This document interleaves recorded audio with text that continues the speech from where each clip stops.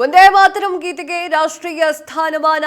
ಕೇಂದ್ರ ಸರ್ಕಾರದಿಂದ ಮಹತ್ವದ ಘೋಷಣೆ. ರಾಷ್ಟ್ರಗೀತೆಯಂತೆ ವಂದೇ ಮಾತರಂ ಗೀತೆಯನ್ನ ಗೌರವಿಸಬೇಕು.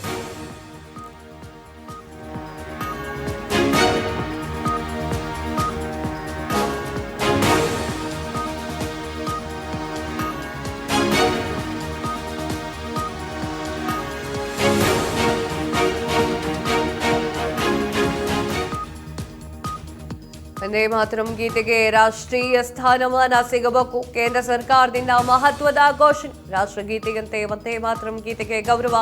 ಇನ್ಮೇಲೆ ಎದ್ದು ನಿಂತು ಗೌರವವನ್ನ ಕೊಡಬೇಕು, ಅದು ಕಡ್ಡಾಯವಾಗಿದೆ. 3 ನಿಮಿಷ 10 ಸೆಕೆಂಡ್ಗಳಿರುವಂತಹ ವಂದೇ ಮಾತರಂ ಗೀತೆ ಕೇಂದ್ರ ಗೃಹ ಇಲಾಖೆಯಿಂದ ಮಹತ್ವದ ಮಾರ್ಗಸೂಚಿ. ವಂದೇ ಮಾತರಂಗೆ ಅವಮಾನಿಸುವವರಿಗೆ ಶಿಕ್ಷೆ, ಗರಿಷ್ಠ 3 ವರ್ಷಗಳ ಕಾಲ ಜೈಲು ಶಿಕ್ಷೆ ಫಿಕ್ಸ್ ಅಂತ ಹೇಳಲಾಗ್ತಾರೆ. ಎಸ್ ವೀಕ್ಷಕರೇ, ವಂದೇ ಮಾತರಂ ಈ ಒಂದು ಗೀತೆ ಇದೆಯಲ್ಲ, ಈ ಗೀತೆಯನ್ನ ರಾಷ್ಟ್ರಗೀತೆಗೆ ಎಷ್ಟು ಮರ್ಯಾದೆಯನ್ನ ಕೊಡ್ತಾರೋ ಅಷ್ಟೇ ಮರ್ಯಾದೆಯನ್ನ ವಂದೇ ಮಾತರಂ ಗೀತೆಗೂ ಕೊಡಬೇಕು ಅನ್ನುವಂತಹ ನಿಟ್ಟಿನಲ್ಲಿ ಕೇಂದ್ರ ಸರ್ಕಾರ ಒಂದು ಹೊಸ ಕಾನೂನು ಮಾಡ್ಕೊಂಡಿದೆ.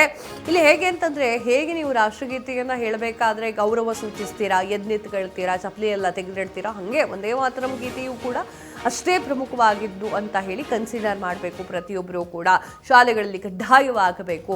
ಏನು ವಂದೇ ಮಾತರಂ ಗೀತೆಯನ್ನ ಯಾರಾದರೂ ಅವಮಾನ ಮಾಡಿದ್ರೆ, ಸರಿಯಾಗಿ ಎದ್ದು ನಿಂತ್ಕೊಂಡಿಲ್ಲ, ಉಡಾಫೆಯಾಗಿ ಮಾಡೋದಾಗಿರ್ಬೋದು, ಈ ಥರ ಮಾಡಿದ್ರೆ 3 ವರ್ಷಗಳ ಕಾಲ ಶಿಕ್ಷೆಯನ್ನ ಕೊಡಬಹುದು ಅನ್ನುವಂತಹ ಒಂದು ಕಾನೂನನ್ನು ತರಲಾಗಿದೆ. ವಂದೇ ಮಾತರಂ ಗೀತೆಯನ್ನು ಕೂಡ ರಾಷ್ಟ್ರಗೀತೆಯಷ್ಟೇ ಗೌರವಿಸಬೇಕು ಅಂತ ಹೇಳಿ ಈಗ ಮಾಡಿರುವಂಥದ್ದು. ಇನ್ನು ಮುಂದೆ ಎದ್ದು ನಿಂತು ಗೌರವವನ್ನು ಕೊಡಬೇಕು ಅಂತ ಹೇಳಿ ಮಹತ್ವದ ಘೋಷಣೆಯನ್ನ ಮಾಡಿದೆ ಕೇಂದ್ರ ಸರ್ಕಾರ.